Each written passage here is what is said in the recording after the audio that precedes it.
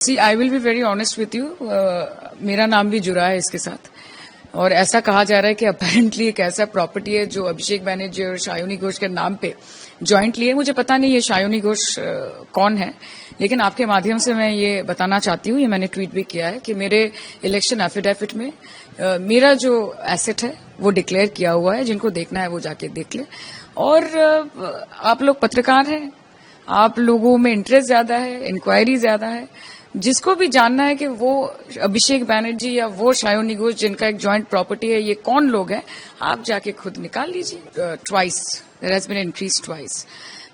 Actually बात ये होती है ना कि जब देश में इतने सारे युवा हैं जो बेकार हैं, बेरोजगार हैं, और उनकी तुलना की जाती है कॉकरोचेस से। जब देश में इतने सारे बच्चे हैं जिनको एक दफा खाने के लिए खाना नहीं मिलता, जहां देश में 80 करोड़ लोगों को, 140 में से 80 करोड़ लोगों को मुफ्त में राशन दिया जाता है, तो वहां जो देश के प्रधानमंत्री होते हैं उनसे बहुत उम्मीदें, बहुत आस जुड़ी रहती है लोगों की। एक तरफ हमारे आदरणीय प्रधानमंत्री जी बोलते हैं कि आप वर्क फ्रॉम होम कीजिए, आप पेट्रोल डीजल का इस्तेमाल मत कीजिए, कुकिंग ऑयल का इस्तेमाल ज्यादा मत कीजिए। वो बोलते कि बचत कीजिए। और ऑन द कॉन्ट्ररी जब हम देखते हैं कि जो वो हमको बोल रहे हैं वो खुद वो प्रैक्टिस नहीं कर रहे हैं, तो जाके लोगों में कहीं जाके कोई कंफ्यूजन होता है कि जो प्रैक्टिस हो रहा है और जो प्रीच हो रहा है वो डिफरेंट क्यों हो रहा है। देखिए, ये तो सही बात है कि देश की आर्थिक स्थिति बहुत बुरी हालत में है। ये सही बात है कि आज dollar 96 it is against hitting so low. ये सही बात है कि आज दूसरे देशों में जब भारतीय नागरिक जाते हैं तो उनके साथ जिस तरह का व्यवहार किया जाता है, तो ग्लोबली भी अगर आप देखें तो किसी देश के साथ हमारा अच्छा संपर्क नहीं है। तो यही मेरी दरख्वास्त रहेगी या फिर मेरी उम्मीद रहेगी आदरणीय प्रधानमंत्री जी से कि चॉकलेट दे, लॉजेंस दे, जो भी दे, ये उनका पर्सनल मैटर है, ये उनका पर्सनल पब्लिक रिलेशनशिप या प्रोफेशनल रिलेशनशिप है। इसमें मैं टिप्पणी नहीं करना चाहती, लेकिन विश्व बंधु बनने के साथ साथ अपने देश के लोगों का मित्र बनना भी बहुत जरूरी है।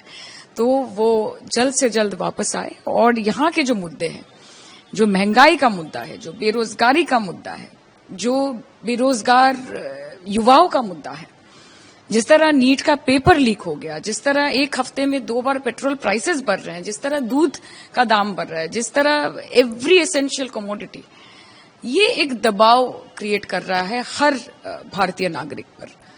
यहाँ पे धर्म की बात नहीं है, यहाँ पे जाति की बात नहीं है, यहाँ पे पॉलिटिकल एफिलिएशन की बात नहीं है। यहाँ पे भारत के लोग जिन्होंने बहुत उम्मीद लेके और आशा लेकर भारतीय जनता पार्टी को सत्ता में बिठाया था, वो अपनी बात रख पा रहे हैं कि नहीं, वो उन्होंने जो वादा किया था वो निभा पा रहे हैं कि नहीं, उस पर चर्चा होनी चाहिए।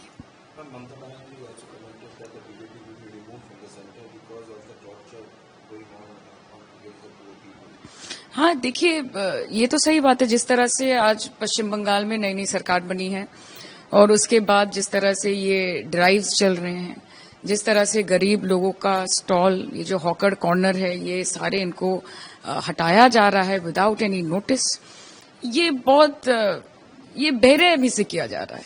देखिए, गरीब लोग हैं। आज जो लोग ऊंचे ऊंचे बिल्डिंगों में बैठे रहते हैं, वो बोल सकते हैं कि ये तो गरीब है, ये भिखारी है, ये तो कूड़े हैं, ये तो कचरे हैं, लेकिन वो इंसान है।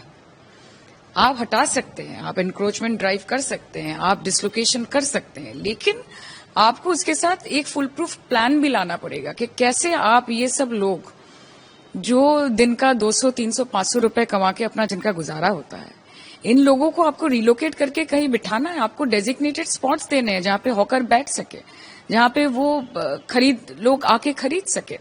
सो there has to be a balance. This is what I think. Without any notice इस तरह से हजारों की तादाद में महिलाओं को, बुजुर्गों को, लोगों को जो only earning member of the family है, इन सबको ऐसे हटाया जा रहा है रेलवे स्टेशन से, बाजारों से, बस्तियों से। It is really unfortunate that this government is only working towards making the rich rich, and it is working towards making the poor more poor, and it is very, very unfortunate. And you were talking about the notice. Recently, a notice was served to Abhishek Banerjee's house also, but mayor wasn't aware of the notice, and the mayor is the policy maker. So Who's actually taking all the see I will be very honest with you, मेरा नाम भी जुड़ा है इसके साथ। और ऐसा कहा जा रहा है कि अपेरेंटली एक ऐसा प्रॉपर्टी है जो अभिषेक बैनर्जी और शायोनी घोष के नाम पे जॉइंटली है। मुझे पता नहीं ये शायोनी घोष कौन है, लेकिन आपके माध्यम से मैं ये बताना चाहती हूँ, ये मैंने ट्वीट भी किया है कि मेरे इलेक्शन एफिडेविट में मेरा जो एसेट है वो डिक्लेयर किया हुआ है। जिनको देखना है वो जाके देख ले। और आप लोग पत्रकार हैं, आप लोगों में इंटरेस्ट ज्यादा है, इंक्वायरी ज्यादा है। जिसको भी जानना है कि वो अभिषेक बैनर्जी या वो शायोनी घोष जिनका एक जॉइंट प्रॉपर्टी है, ये कौन लोग हैं, आप जाके खुद निकाल लीजिए। अभी और को पता नहीं है। और इस हिसाब देखिए, this is all vendetta politics. आज जिस हिसाब से भारतीय जनता पार्टी की सरकार ऑपोजिशन और तृणमूल के पीछे आ रही है, हाथ धोके पड़ी हुई है, इट इज गिवन कि वो चाहते हैं कि तृणमूल पार्टी का नामो निशान तक ना रहे। वो चाहते हैं कि इस देश में, ये भारतीय जनता पार्टी का एक एजेंडा है कि one nation, one party and one political affiliation, one prime minister, one language, ये सब एक करना चाहते हैं। तो वहां पे जाके ये चाहते ही हैं कि ऑपोजिशन बोल के कुछ ना ही रहे, ऑपोजिशन बोल के कुछ ना रहे इस देश में, और सिर्फ एक पार्टी ये देश को चलाए। और जब ऐसा कुछ एजेंडा बन जाता है तो ऑपोजिशन के लोगों के पीछे हाथ धो के, आज आप यूपी में देखिए किस तरह से इकरा हसन, उनके साथ जो व्यवहार किया गया यूपी प्रशासन की तरफ से, तो मैं कहां से उम्मीद कर सकती हूँ कि यूपी प्रशासन मेरे साथ खड़ा होगा जब मुझे ऐसे थ्रेट्स मिल रहे हैं। वो भी एक चुनी हुई सांसद है, विपक्ष से हैं। आप देखिए आज जिस तरह महुआ मित्रा जी को टारगेट किया जा रहा है हर चीज में, अभिषेक बैनर्जी को टारगेट किया जा रहा है, तृणमूल के हर स्तर के हर नेता को टारगेट किया जा रहा है, 2021 के मामले में अरेस्ट किया जा रहा है। हालांकि पोस्ट पोल वायलेंस 2024-26 में जो हुआ है उसकी कोई कार्रवाई नहीं हो रही है। बीजेपी कार्यकर्ताओं ने, जिन्होंने तृणमूल कांग्रेस के कार्यकर्ताओं को मारा पीटा, तृणमूल कांग्रेस के ऑफिसों को तोड़ा, उनके विरुद्ध कोई कार्रवाई नहीं हो रही है। 2021 में किस तृणमूल नेता ने क्या किया था, ये सब कह के हमारे कार्यकर्ताओं को, हमारी लीडरशिप को वो डिटेन कर रहे हैं। तो लड़ाई जारी रहेगी, ये नया कुछ पैतरा है नहीं। हमने देखा है किस तरह से विपक्ष को चुप कराने का काम ये भारतीय जनता पार्टी करती है। हम लोगों के साथ है, लोगों के आशीर्वाद से जीत के यहाँ तक आए हैं और आगे उन्हीं के मुद्दों के लेकर लड़ेंगे।